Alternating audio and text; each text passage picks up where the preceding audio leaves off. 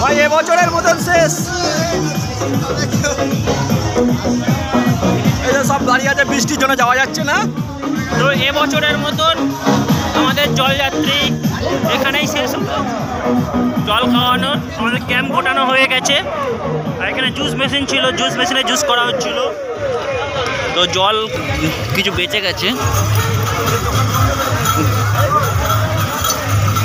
তো যাই হোক, আপনারা দেখতে পাচ্ছেন তারকেশ্বর জলযাত্রীদের ভিডিও।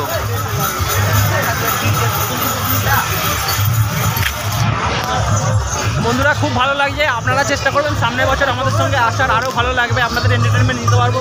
আর এর যে একটা ভালোবাসা, অন্য রকমের ভালোবাসা। তো বুঝতে পারছো এখন পুরো বৃষ্টি পড়ছে, বৃষ্টির মধ্যে দিয়ে জলযাত্রীরা কিন্তু হেঁটে হেঁটে যাচ্ছে।